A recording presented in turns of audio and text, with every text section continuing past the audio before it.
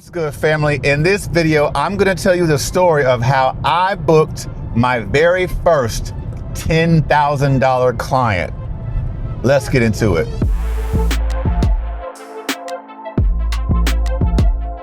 All right, story time. So I touched on this a little bit in my pricing video. You can watch that here.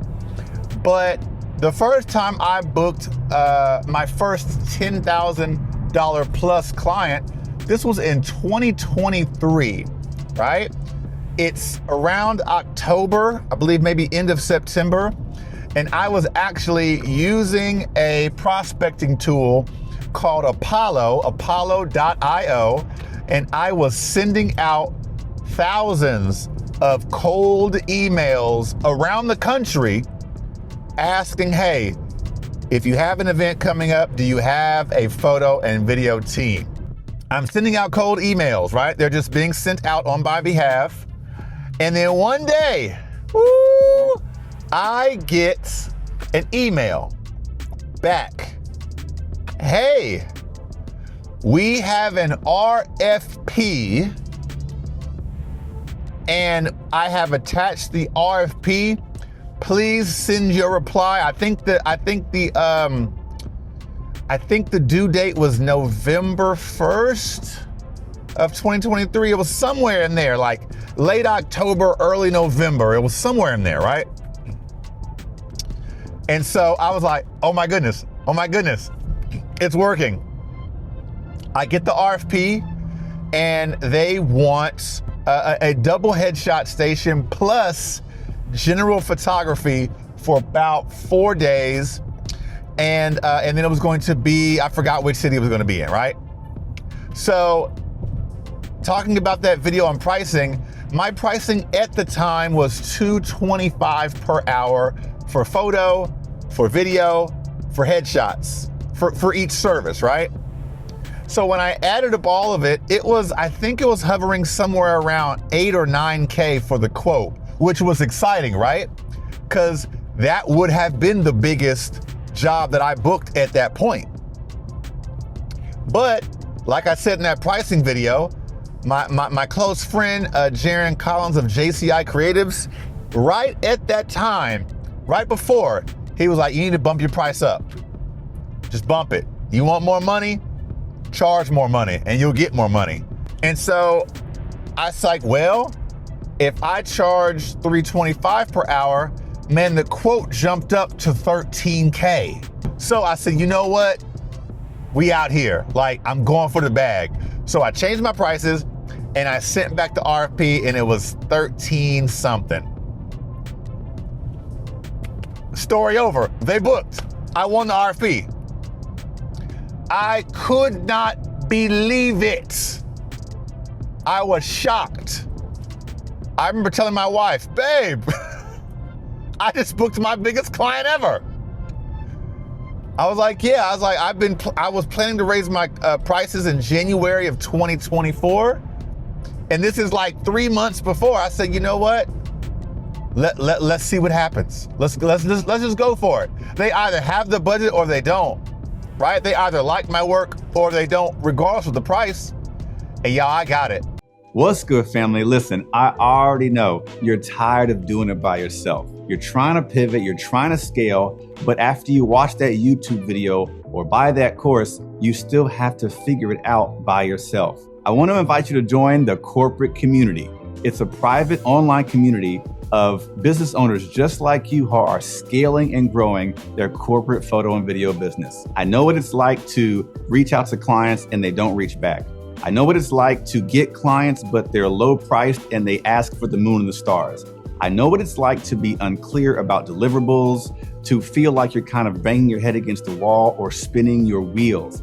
I've been there. I got you covered. I promise. You'll find me going live twice a month to answer questions and give valuable feedback. Of course, we're going to have portfolio reviews. We're going to go over setting up a CRM, sending out proposals, getting your corporate touch points where they need to be, and so much more. So listen, if you are tired of struggling, of spinning your wheels, of feeling like there really is no end in sight, make sure you click the link below and join us in the corporate community. I can't wait to see you inside. Let's get this bag. But let me tell you the keys, okay? Number one, my website was solid, okay? By this point, I had already, matter of fact, I think I had just switched my website over to corporate work maybe 3 to 4 months prior to this RFP is when I had made the complete website switch, right? So I was positioned. I hit them with the pricing, and then the authority came in the quality of how I spoke in the proposal that I sent back to them. It was clear, it was concise, it was broken down. I had 5 references. I had an extended portfolio. I had a capability statement. I did some research on what you should include when you respond to an RFP, and I did exactly that. I wasn't looking for what I didn't have to do. I was like, hey, if that's what it takes to get the bag, they're gonna get a 10-page response if that's what it takes, right? I made sure that the response was branded. My logo was in the top corner. The document had my colors on it. It was professional. It was clean. It was to the point. I really was proud of myself for how well I put that together. When you combine all 3 of those factors, y'all, I got it. Like I got the bag, y'all. I flew out to that city. Man, the rest is history. They opened the door for me. I walked in, I did the event, the door has been closed, all right? I have since shot a video project for them in Florida. I have since shot that conference the following year, and we already have the next conference on the calendar for next year. And the conference that I shot for the spring of 25 for this year currently, it was bigger than the first RFP. Yeah. So I was able to increase the price just a little bit, and I sent it over and they approved it. So I'm telling you guys, I practice what I preach. I'm sending out emails, I'm speaking with authority, I'm pricing myself seriously. And so based off of this story, there's a few questions I want to ask you. I want you to ponder on before I wrap this video up, okay? Question number 1 I have for you. Would I have gotten this gig without a website? Ooh! Would I have gotten the corporate bag if I did not have a website? Number 2, would I have gotten the bag if I had charged them $6K or if I had charged them half of what I charged them, or if I was charging $175 an hour, $185 an hour, do you think that I would have been priced for serious consideration by this client, right? Think about it. I want you to come to your own conclusions. I have mine, but ponder on this, okay? Number 3 rather. Do you think that I would have been able to continue to get the bag from this client if I didn't show up and show out the first time we worked together? Last but not least, the first time they hired me was $13K. That was in 2024 was when the event happened. The second time they hired me, or we worked together, was in, spring of 25. The price went up. Could I have increased my price and successfully booked the event if I hadn't showed up and showed out the first time around? Come on now. Come on now. Talk to me. There are many more questions I could ask you, but the ultimate point is this. It all comes full circle. Your touch points have to be on point. You have to have positioning, pricing, and authority. Who am I talking to, y'all? Please listen to me. You have to have a website. Serious clients with serious money want serious vendors. Get you a website. I beg of you, okay? Because listen, there's a line. No website. okay? There's a line. And there are only a certain type of clients in the no website side of the marketplace. But when you come over to the other side of the website, it unlocks another tier, another level, another quality of client, because there are some clients that will not hire you if you do not have a website. There are some clients that might, but there are some clients that will not. And you do not want to have a client and your work is good, but they're like, you showed up raggedy. Your presence is raggedy.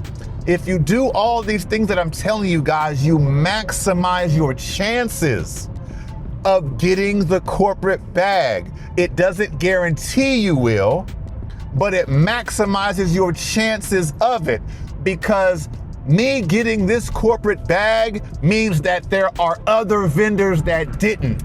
It means that I showed up better.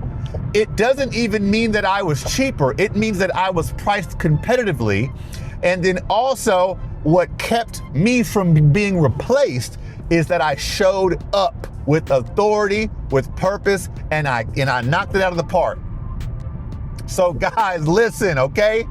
This is how I booked my first $10,000 client.